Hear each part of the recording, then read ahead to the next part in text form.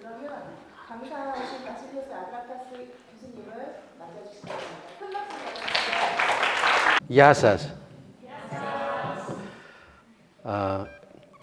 Ευχαριστώ την κυρία Κιμ για την παρουσίαση. I will be speaking in English, but I will be using Greek since we are talking about ancient Greek myth. So everything okay with the microphone? Perfect. Can you hear me here? Okay. I have been told that Koreans know quite a lot about ancient Greek myth, and they are quite familiar with the characters, the stories, and the meanings involved in ancient Greek myth from a very young age. That's, I mean, on one hand, it's quite surprising because Korea is so far away from Greece, but at the same time, it's amazing because it shows how two countries that are, and cultures, you know, and people who are so far away from one another can be at the same time so close. Now, my topic is basically about the nature, the origins, and the development of ancient Greek myth. You will see, I will present a theory, something like a key you can use in order to understand better ancient Hellenic myth, how it developed, the history, a sort of, you know, presentation of phases through which myths in general went. And at the end, we are going to look into some basic approaches to myth regarding the nature of myth. What is myth at the end of the day from the 18th century, 19th century, 20th century? Now, this is a very famous, for modern Greeks it's famous, Phasianos. And who can please tell me who is the god depicted? Ποιος θεός είναι αυτός? Ερμής, correct. Γιατί κρατάει το κηρύκιο, ναι, είναι ο Ερμής. Ο θεός της επικοινωνίας, των μηνυμάτων, of communication. Now, the first question is, what do we know about ancient Hellenic myths? Okay, so what do we know about ancient Hellenic myth or myths? We tend to say myth, but actually when we are dealing with this phenomenon, it's about a plurality. There's lots of myths, there's not one myth. And even if we can, in one way or another, talk about the ancient Hellenic myths as one phenomenon, we should keep in our mind that there is diversity, that there is plurality and differences. Now, what do we know about those myths? Well, hardly anything. It seems a paradox, it seems a bit of a, you know, challenge. How come? How do we hardly know anything? We know so many things about ancient Hellenic myths. Yeah, but the things we know don't come from myth, okay, first-hand myth. What we know about myth in ancient Greece comes from second and third-hand knowledge, from sources which are not themselves myths. For instance, we know about myth from the work of Plato. We know about myth from the work of Apollodorus. We know from different sources. We know from the great tragic poets. But neither Plato nor, the tragic poets or Apollodorus are themselves, the source of myth. They just are reporting, basically critiquing, or reformulating. So, first-hand knowledge, hardly anything. But how do we know then? How do we know if we don't have this, let's say, direct first-hand knowledge? How do we know about it? Well, we know about it because it's always been with us. In one way or another, okay, ways more explicit and more implicit, latent ways, they have always been around us. They are part of at least the culture, the history, and the imaginary of the West. Okay, they are everywhere, in art, in literature, in monuments. So it's a very, very sort of tricky thing, ancient Hellenic myth, because at the end of the day, it's everywhere and nowhere. So you have to start from what we have, which is second and third hand knowledge, and go back critically, through a very rigorous methodology to try to unearth, discover, okay, the real myth. And that's not easy. It's easy to say stories about, gods and heroes and heroines, based on Apollodorus or Ovid or other writers. But how about going back in time in a way very much archaeologically, and identifying the objective, real myth that was once pretty much alive. So this is what we're going to try to do. So you see, myth is everywhere, at least in the West. Okay, but as I can see, it's already in Korea as well, for years now. You yourselves have your own myths. Okay, I went to the National Museum of Korea and I bought a book with classic Korean stories. I'm going to read it very carefully because it's about, similar stories, myths that, might create some bridges of, intercultural and dialogue and connectivity.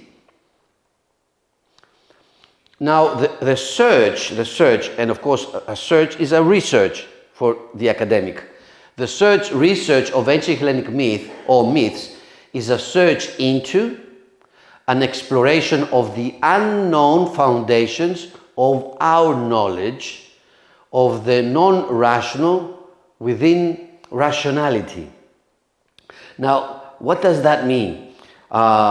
We speak about the spirit, the culture, science, technology, what we call, the world of the West. Now, that comes out of philosophy, comes out of rational thinking. But philosophy and rational thinking, okay, let's say the pre-Socratics, prosocratiki, those famous guys, like Parmenides, Heraclitus, Thales, Anaximandros, Anaximenes, all these giants of thought. When they appear at the end of the 7th century and basically they write what they write in the 6th century, they are coming out of a worldview which is mythic. They turn that worldview, the mythic worldview, into a rational worldview.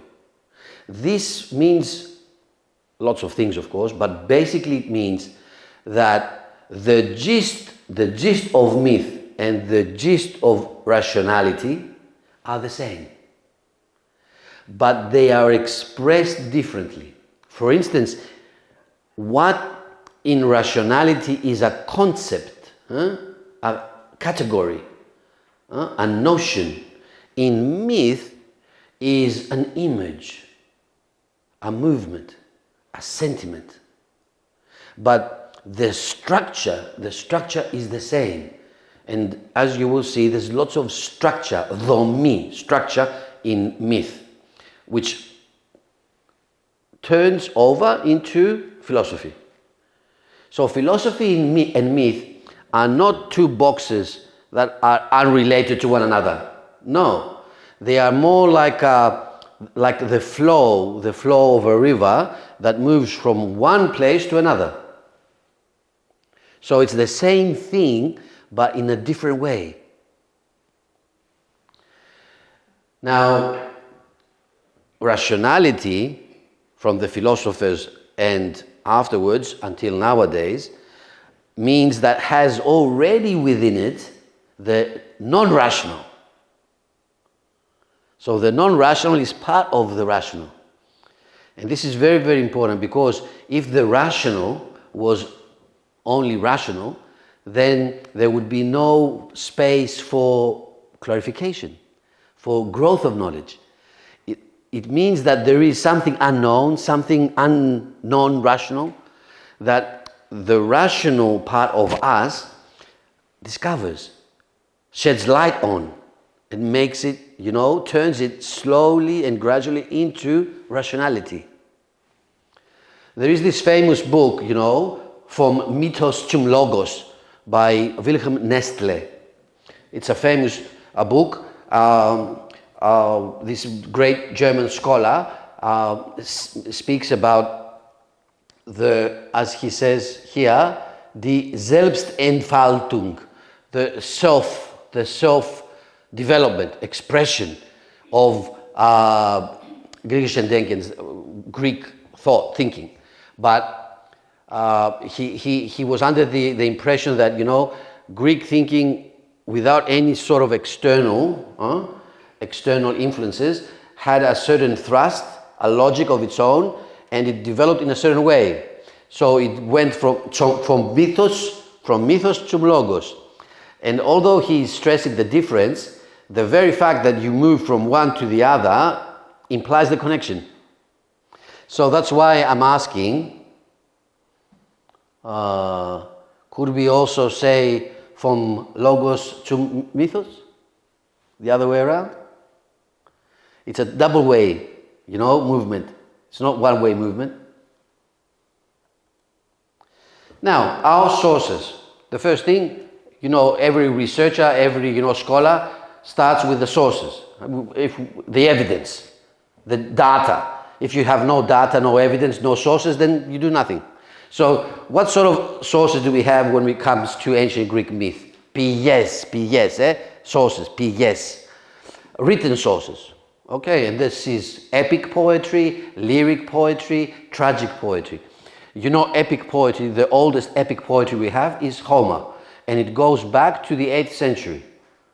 Now, already the first myths we have written are in sources which are not myths.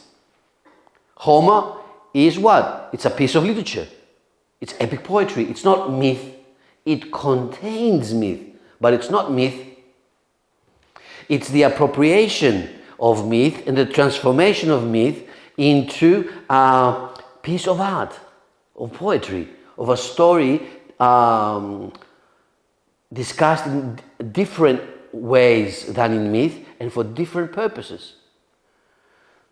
The same goes for lyric, tragic poetry. We have purely religious texts. Now, these are important texts because they are, let's say, the texts that speak, for instance, we have the famous Derveni papyrus, which is about Orphic cosmogony.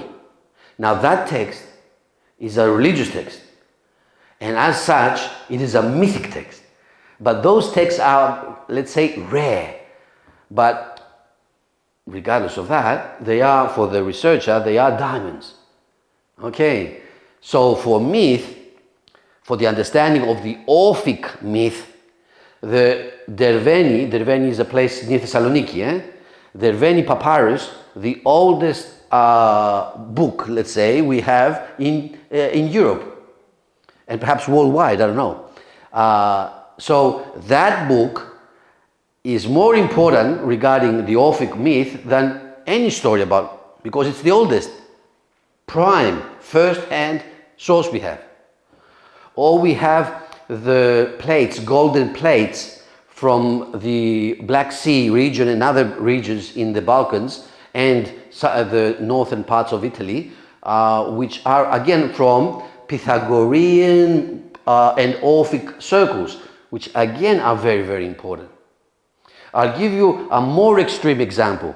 We know now, you know linear B, the script, linear B and linear A? Yeah. We know, of course, that linear B is Greek.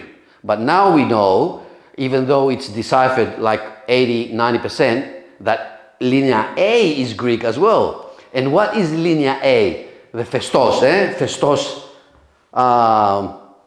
disc. What is that? What's written on that disc? It's a hymn to Aphrodite.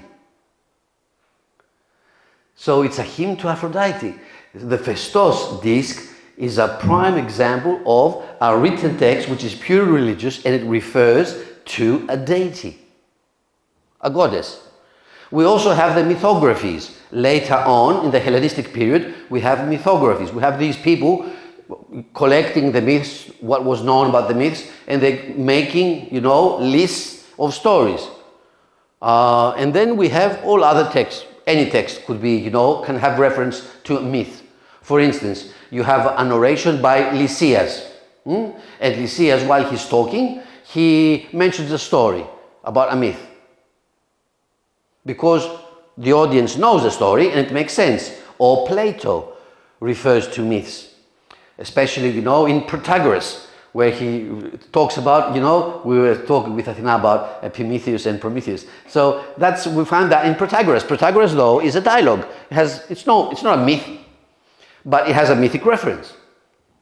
Then we have visual texts. Very, very important. In the older days, we didn't pay attention to the visual materials, but nowadays it's very, very important. And there is, if I recall her name correctly, there is a Greek lady, archaeologist. Her specialization is on ancient Greek myth and religion. I think she's called Survinu. Survinu is very much about this visual text. Representations on pottery, frescoes, mosaics, coins, statues, anything that shows some sort of hero, heroine, or god, goddess, and so forth.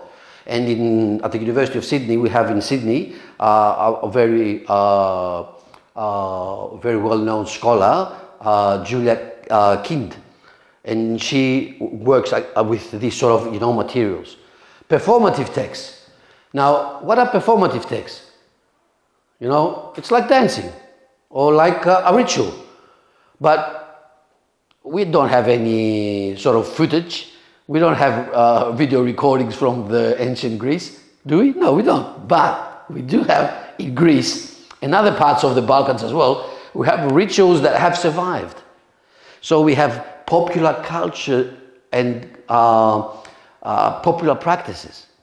Okay, anastenaria, or other rituals like the slaying of the bull on feasts, and there is all these practices that, although throughout time they have changed, they're not like what they were in ancient Greece, but they do, reflect still something. You just have to be critical and try to capture that something. So we have all these texts, and if we combine them all together, we get the best possible picture we can regarding myths. Now here you see a mosaic, okay, mosaic, and as you can see, this is who is on the mast, who is tied up there. Odysseus, Odysseus. Και δίπλα οι κυρίες αυτές, ποιες είναι αυτές οι κυρίες εκεί? Οι σιρήνες, sirens, So you see the visual, you see the mosaic. This is from Tunisia, okay, north of Africa, and although it's not written, it does tell a story. It is a narration. It speaks. Now let's do this tentative reconstruction. It's tentative. It's a theory. Retelling the story of ancient Hellenic myth. In ancient Hellas, myth as narration, okay, narration is what I'm doing now. And as a narrative is what the machine there, the video recording is doing. That's the documenting of me. Okay, but I'm the narration, that's the narrative. Now, myth as such a thing is already evidenced or presupposed in the work attributed to Homer and Hesiod. So when Homer and Hesiod emerge, you already see their myth full blown. And of course, the first question, critical question is, come on, let's say 8th century, Homer, the Iliad. How did it happen? How does all this mythic narrative happen? Just like that? It needed time. So it must have taken, generations. 3, 4, 5, 10 generations. 2, 3 centuries. It must have taken some time. Okay, because it's already there, full blown. And those things don't happen overnight.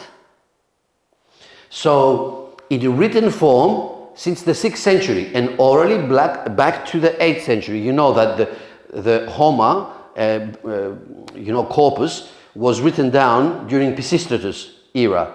So, it goes back to the 8th century when we say orally. Okay. And of course it goes further back than the 8th century as a preparation, as stories, as a traditions that are amalgamated and made the Iliad and the Odyssey we know. The same goes for Hesiod as well, the theogony, basically.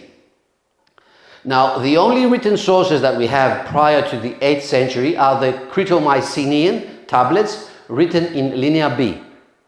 Now we know that also tablets Linear A are Greek. So this gives at least 200 years, adds 200 years to the history of the Greek language. And whenever the latter mention gods or heroes, this is done only by name. So we have names in the ancient Hellenic tablets written in Linear B. We don't have stories. Basically, those tablets are finance records. How many sheep, how many wheat, how much wheat, how many, produce of this or that kind was produced and bought or sold. But there are also some references to names, okay? Like Hera, Athena, Diaus, Dionysaio. So we find these names, and okay, these names we know, we find these names 1500 BCE. And we know, of course, that after 6 centuries, 800, in Homer, these guys, these names are, gods and goddesses. But the names are already there. So the first part of the theory is that myth starts as a name, with a name, nothing else. And I would dare say that the name is what remains at the end of the day. If you can feel the name, the meaning of the name, if you can connect to the name, then you have the key to the myth that is developed around the name. Otherwise, you will be just going around and around, you will be missing the center. And the center is the most important thing. So there is no narrative. Myth doesn't start as a narrative because the word myth as a word, mythos, okay, mythos means something you say. It's a narrative. And it's a paradox. What is a narrative, came to be a narrative, didn't start as a narrative, but it started as a spoken word, something you say. But you don't just say a narrative, you can also say a name. Okay, when I call you, and whom would you call, first and foremost? A deity, a goddess, you will call them. So the name is important. Now, the elaborate and quite sophisticated pieces of visual art that we have survived from Knossos. So, Homer is 8th century. Okay, narrative. We go further back, we have the names 15th century. But then we go further back. If we go to Knossos, we have all these frescoes on the walls, and we see a depiction of figures, motifs, animals, people, interaction with them. And there is a structure there that shows that there is a story, they're not just put on the wall, they're showing something. For instance, when you see these things in Knossos and Akrotiri is in Santorini, reflect a mental organization of materials that could be taken as an argument for the existence of myth as narration, that there was a story. Okay. These are the famous tavrokathapsia, the touching of the bull. So you would have a bull coming, right over you, and you will grab the horns of the bull and you will jump, backwards, touch the, what is it? The back, yeah, την πλάτη του ταύρου και θα έπεφτες από την άλλη μεριά. Like an acrobat. It's acrobatics. Yeah, but why would you go into this trouble? Which was, one could say it could be lethal. You could die. Why? It must be something important. So it's a festivity. Yeah, but you don't just do a festival, a festivity, because you wake up in the morning and say, έχω όρεξη για μια γιορτή. No, it doesn't there is, an occasion. You are celebrating something. So this implies, but it's a reasonable implication. Not just, fantasy. It's an implication, reasonable, that this one takes place in a context of a celebration, a festivity, and the bull itself, why a bull and not a horse or a goat?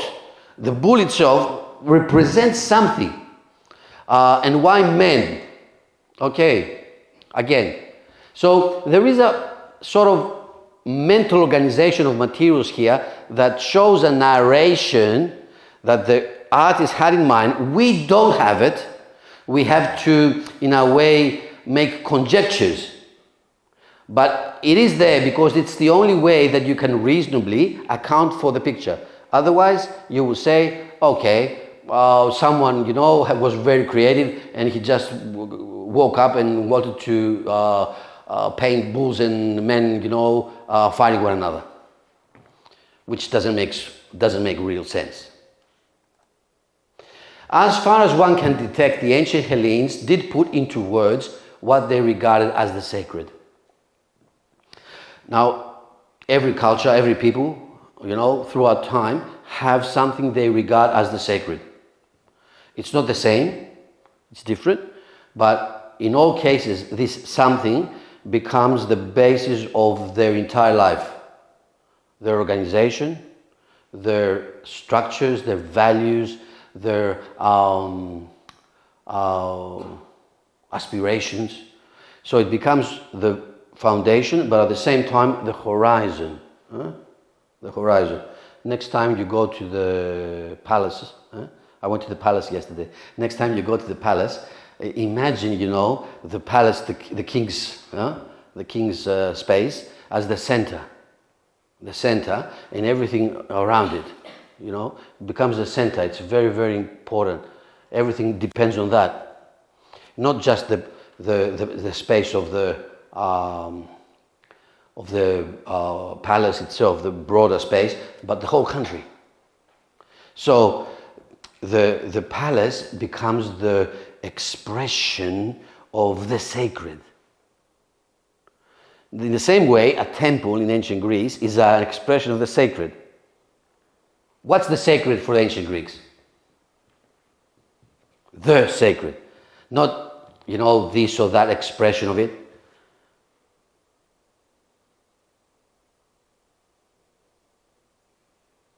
What did they worship?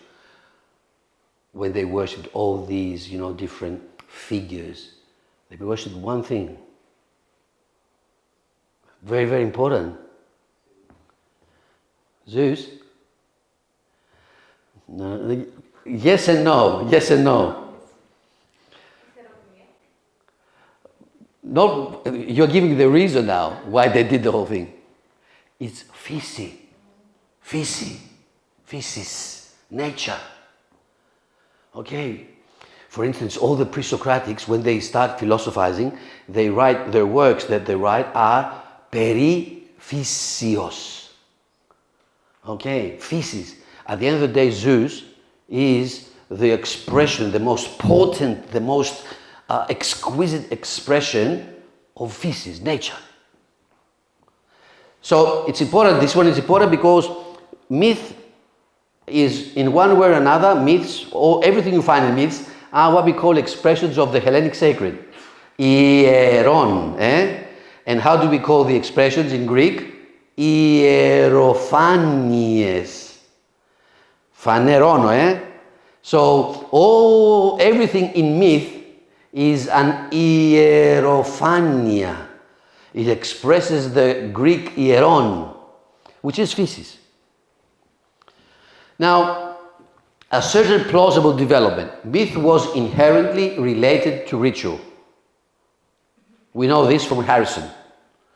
That ingenious, woman scholar, British, who connected ritual and worship and myth.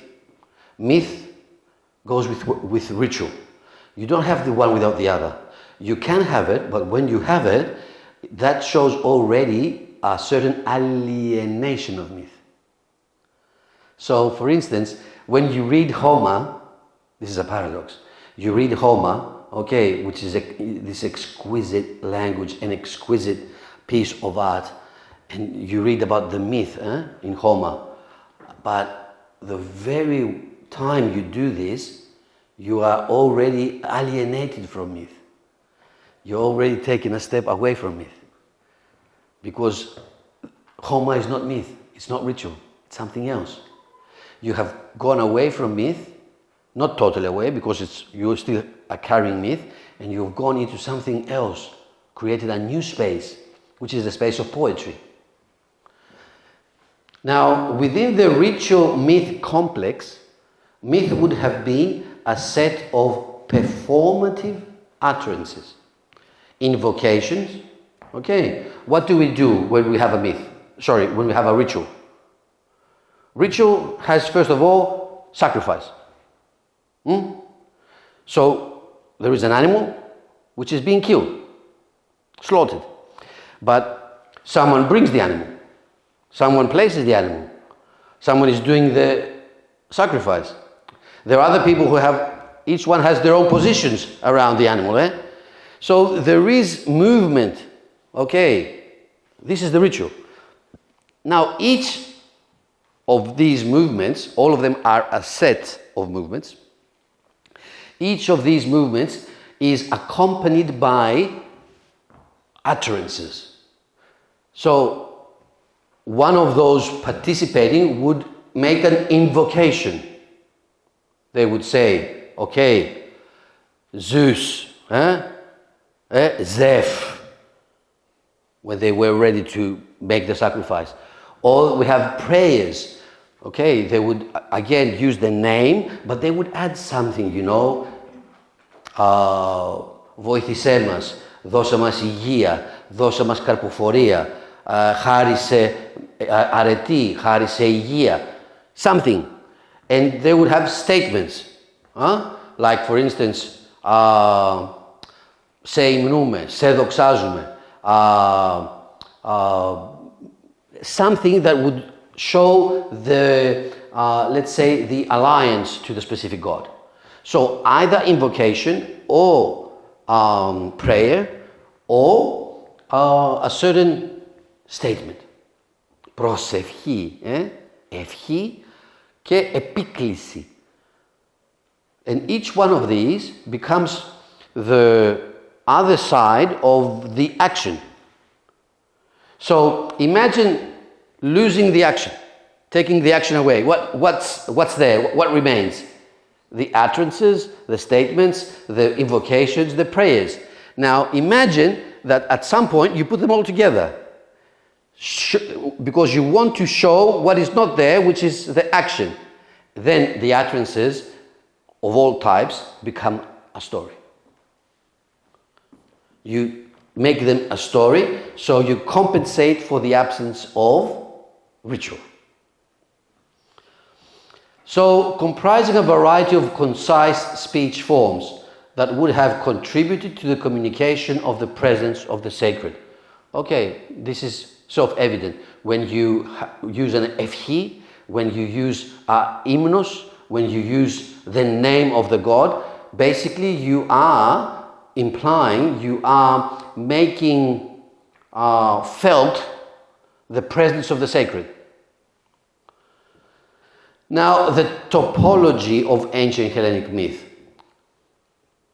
At first, the ritual myth complex would have been locally centered. So, it starts from a specific place. Let's say Alymos in Athens. Or it starts with Corinth, or Delphi, or Delos.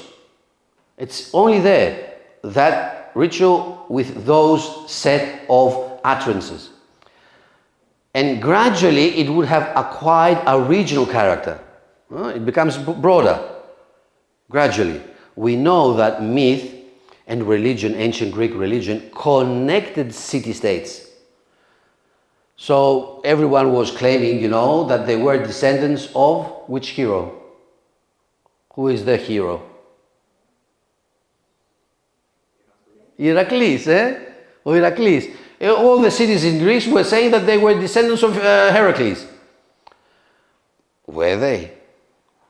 No. Does it matter? No. What were they doing when they were claiming that thing? That they were united. A connection. That's what they were doing. And that's how a story of Heracles, although happening in a specific place, okay, let's say Heracles killing the Lernaean Hydra, which is in Lerna, which is very close to Mycenae. And then suddenly the Nemean lion, and then suddenly the Stymphalian birds, and then suddenly the boa in Erymanthos. We're still in the Peloponnese, but these are others are not that far, but some are far, and they are connecting now. He's connecting the Peloponnese, the story is connecting. And then Heracles is going to go to the northern parts of Greece. Okay, he's going to go to the other side where he kills Nessus. As you know, he crosses the Achelos, Potamos. But generally then, he will even find himself in the Black Sea with the Argonauts. So, and we know, of course, that Heracles is going to have a life spanning from Spain to India. We even find Heracles as a figure as a guardian protector of Buddha, with his club, and his lion skin. Amazing. Sorry? Yeah. So that's very interesting. So the story expands, and it unites as it expands places. So the expansion that happens on level 1, which is from concise, brief statements to something broader like a prosephi, and then something broader which becomes a story, little story. At a different level, a similar expansion happens from the local to the regional and then to the national.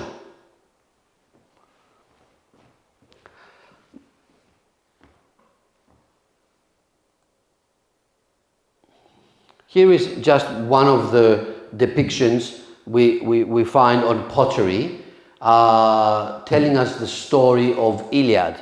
So these sort of figures are Achilles-like figures. The way they are presented in the Iliad. Now, the whole process would have been extremely accelerated during the so-called Dark Ages. Now, when did the Greeks appear on the scene of history? Most likely around 2200 BCE. We have Indo-Europeans coming into the peninsula from the north. Now, these are called Proto-Greeks, and the language is called Proto-Hellenic. Now, 2200 BCE. So, concurrently, we have Knossos, the rise of Knossos. Now, lots of things happen and the Mycenaean culture collapses. We won't go into that now, but it does collapse around 1200 BCE. And for 400 years, we have the so-called Dark Ages, which is a transition period. A great civilization disappears, or not, is destroyed, and then we have another one appearing. But it takes 400 years because the monumental findings are very rare. We don't have monumental findings. It's as if we have nothing, only some pottery. So, during that period of transition from a great culture to a new one is where everything happens. Where, human resources, using the past in the context of the challenges of the present, create a new future.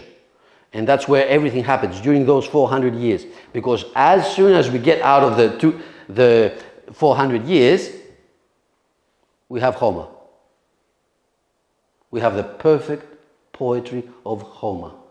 Okay, 11,000 verses, the Odyssey, and 16,000 verses, the Iliad. Out of nowhere. So something really was happening, during the Dark Ages. When that period is over, what emerges is the elaborate, elongated, and complicated narrative form of myth as evidenced in Homer and Hesiod. A shift from the regional to the pan-Hellenic character and appeal of myth. Because Homer and Hesiod, as Plato says,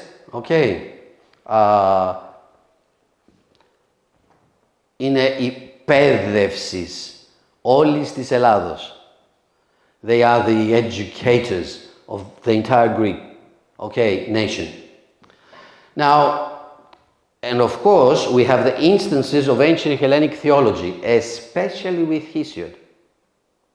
Hesiod writes this famous poem of his. It's not as big, of course, as the Iliad and the Odyssey. It's the Theogony. Theogony, which is the generation of the divine. How was the divine, the sacred, generated? How did it come to be? Or better, in what sense is it? How does it exist? Because it doesn't come to be in the sense that it has a start and then it has an end. Because for the ancient Hellenes, this was a circle. It was there. So theogonia doesn't mean how something starts and becomes, but how something expresses itself the way it is. In the case of Hesiod, myth is not just a more or less elaborate, elongated, and complicated narrative, but in his case, we have a full-blown theological enterprise. 10 minutes. That means that I have to be very, very fast. And Hesiod is all about Zeus. Who is the end, the culmination, the coryphosis in his work? That's Zeus. Everything leads to Zeus. The local or regional character of myth did not disappear, but rather lived on along with the pan-Hellenic elaborations. We know this. We have the big stories, the pan-Hellenic appeal of the epics, but the myth always remained rooted in the region. In the region with the ritual. So that basic fundamental element did never go away. Well into the 5th century, we have a phase of anti-traditionalism, or to put it positively, a phase of more or less creative renegotiation of myth as a narrative. And that's basically about tragedy. It becomes a critical renegotiation, less so in Aeschylus, more so in Sophocles, and extremely so with Euripides. Here you have Homer on your left and Hesiod on your right. Now, the tragic perspective anticipated or even precipitated a current already underway, which was the factualization of mythic narrative. All this leads to the mythic narrative at a certain stage becoming understood as something factual, that it really happened. It's a real story.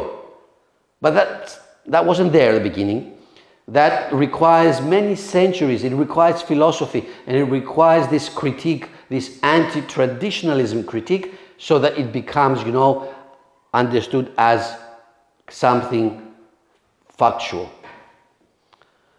By the factualization of mythic narrative, I refer to the factuality of myth being the only referent of myth. Something that at least potentially amounts to the total desacralization of mythic narrative. You will see myths lose their most basic, character of their nature, which is being expressions of the sacred. And you can have, on the stage, during a comedy, a god like Dionysus, Aristophanes, presents him, crying like a baby. So it's being ridiculous.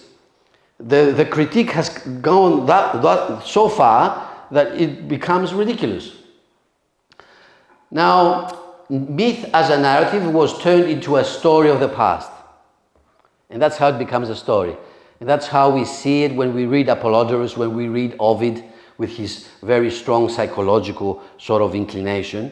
It becomes like a story of the past, as if something happened, as if it was real. It was real, but not in the sense of factual, in the sense of the essence of things.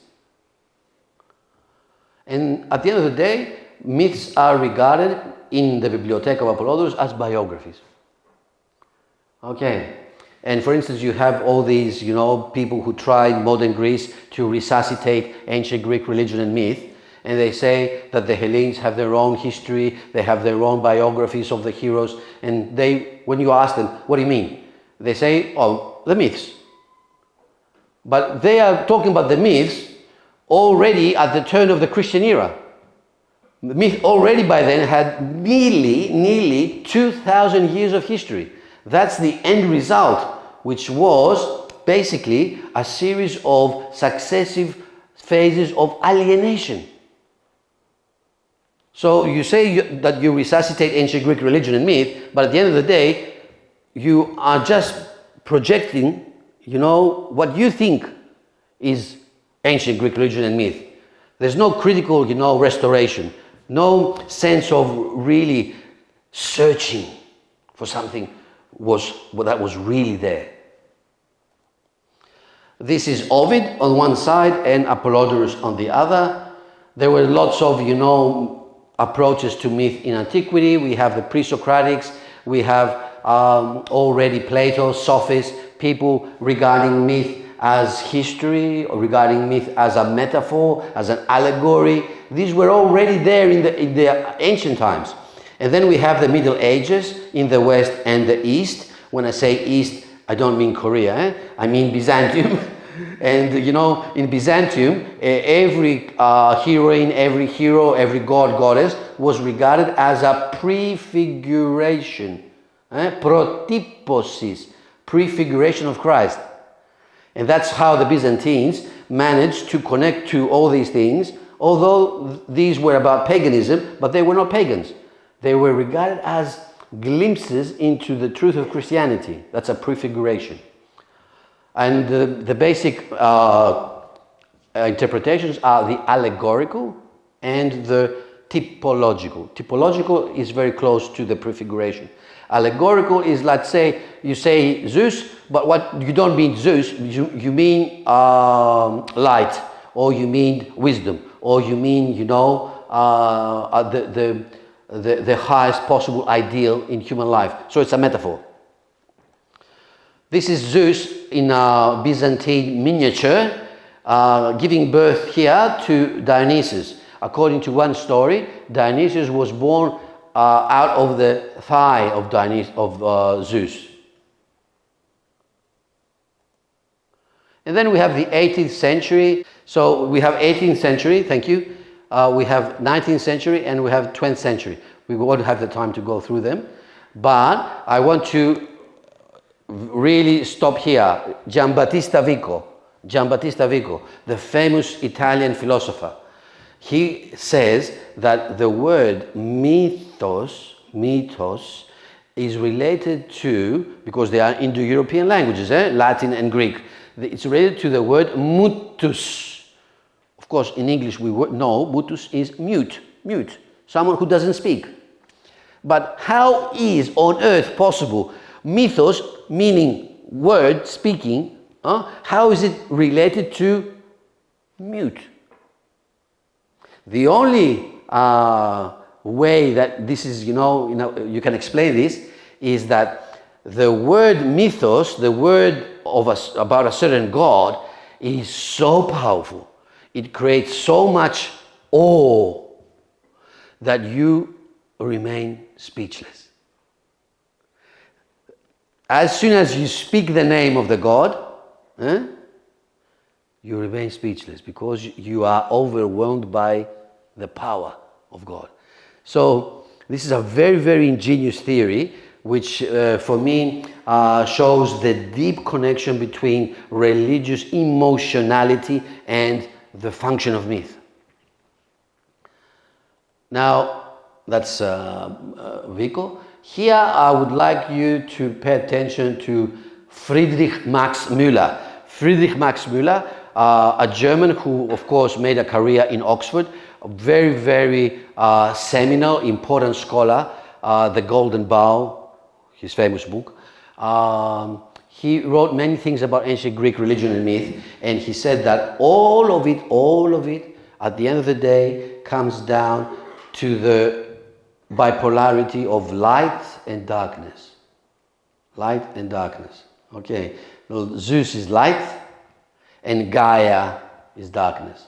Now it seems, like fancy, it is fancy, but you just have to think of yin yang, in Taoism. The feminine and the masculine principle, and the light and dark. So the Greeks and the Asian, peoples are not that far in certain ways of conceptualizing the unity of reality.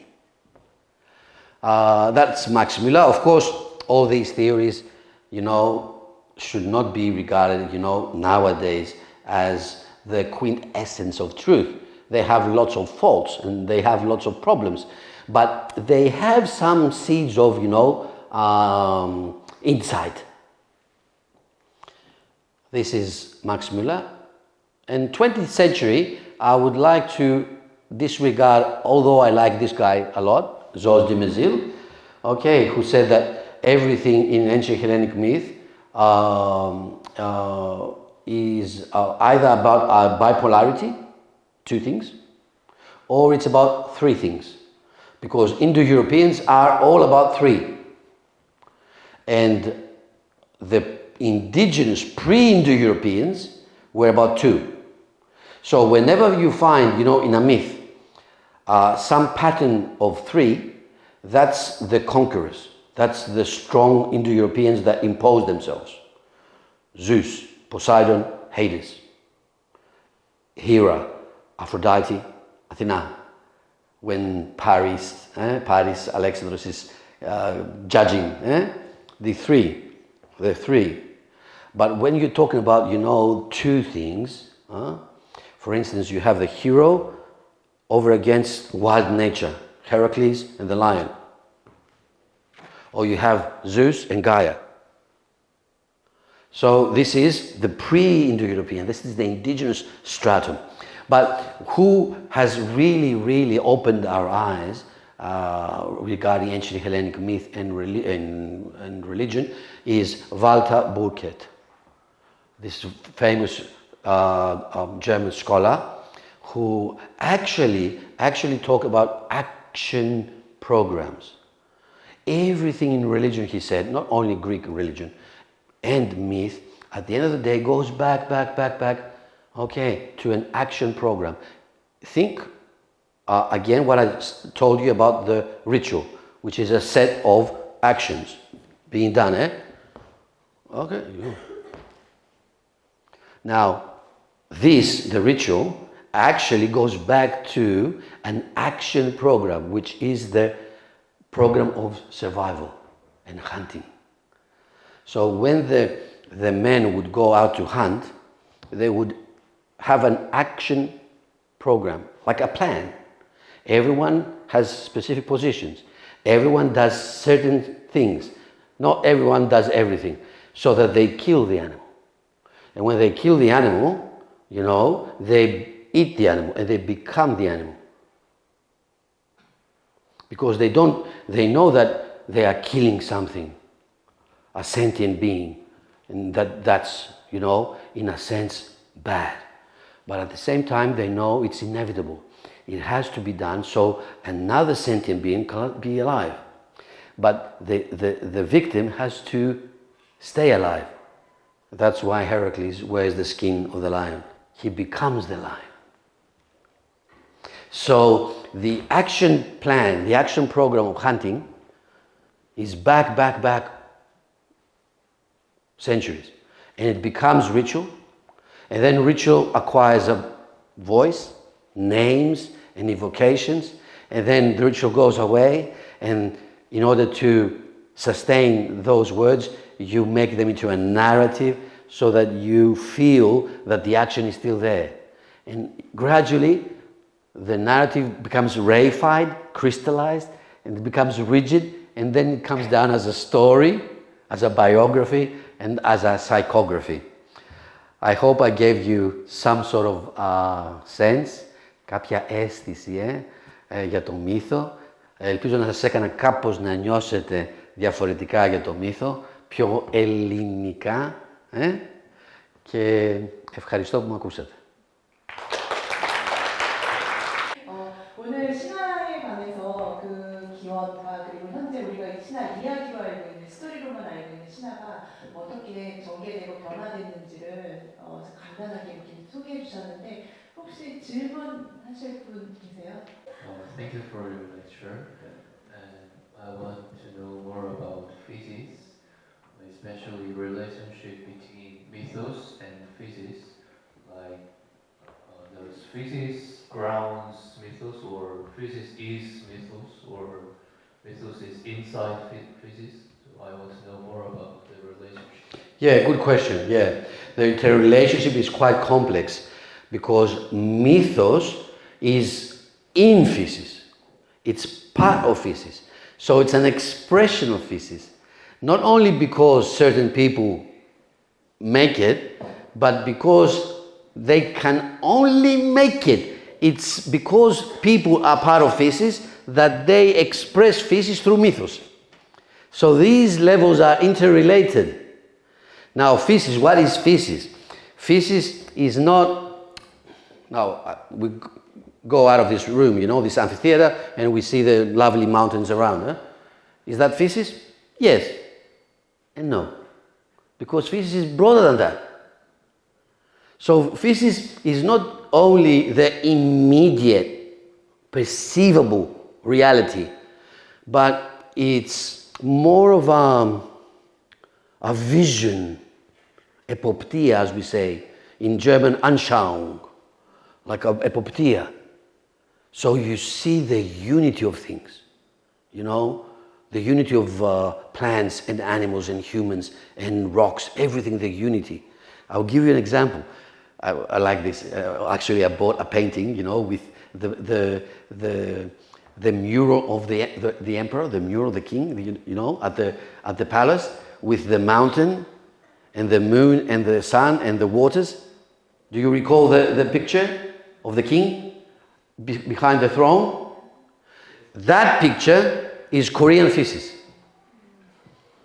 It's an Anschauung, it's a vision of the unity of the cosmos.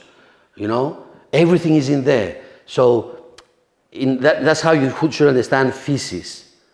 And every myth that takes a part out of that, like a psifida, like a psifida. Imagine that that's a mosaic, and you take a psifida, okay, a little piece of rock, and that's the myth. And if you put them all together, they make the big picture. But again, feces is more than the picture. You know, like, you know, you have the emperor, you know, sitting, and behind it's that. But behind that is something else which you can only see with the mind. That's the real feces. I don't know if I'm answering or if I'm being a bit hocus pocus. Sorry. 뜻이라고 하는 것이 어떤 의미인지 조금 더 설명을 해주셨는데 알아들으셨나요? 예. 네. 조선시대 그 뒤에 있는 병풍, 왕의 그 왕궁에 있는 그 병풍에 있는 그 풍경처럼 이렇게 온 세계가 한데 어우러져 있는 그 어떤 광경들 같은 것, 그 그림을 상상하시면 좋지만 사실 그보다 더 큰 의미의 어떤 좀 더 큰 세계를 의미하는 거다라고 그렇게 말씀을 해주셨어요.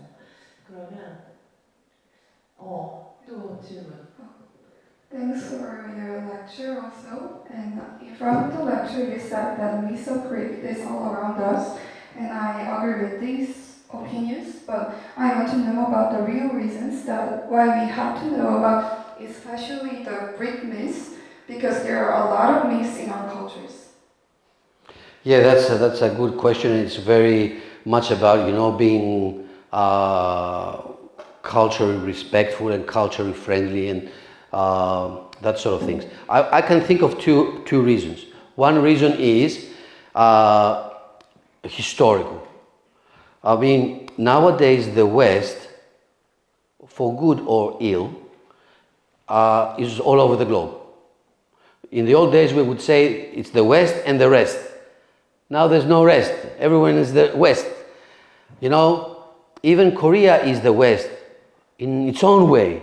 And the West is transforming. Okay, so you have the Korean West, the Chinese West, the Japanese West, but it's the West. Not only the West, but it's everywhere. Now, because this West historically has been so much informed, you know, influenced, has had so much of an impact via Hellenism, especially through myth. That's a reason you have to learn about it, because in that way you can understand better the processes of transformation that take place nowadays in Korea or Japan or China or whatever. The second reason, for me, most important than the first, it's not historical, but it's phenomenological. It's about experience. By learning the Greek myths and trying to see them, as we say, vis-a-vis, over against Korean myths, you understand better both Korean myths and Greek myths. It's like you look in a mirror, the Korean mirror, you see the Greek myth and you see where it fits and where it doesn't fit. And then the other way around. So this sort of comparison, when it becomes an experience, I think it makes people richer, because it allows them to be also the other, Greek, but more themselves, more Korean. I mean, I'm returning to Sydney, but I'm definitely returning to Sydney much more Korean than when I came. 그 그리스 신화뿐만이 아니고 사실 전 세계에 여러 신화들이 있는데 그 신화들이 각각 하나의 온전한 모든 세상을 다 소개하는 건 아니기 때문에 여러 신화들을 우리가 비교하고 또 알아가는 것이 조금 더 현명한 방법일 것 같습니다. 그러면 오늘 여기까지 강연을 해주신 우리 교수님께 다시 한번 큰 박수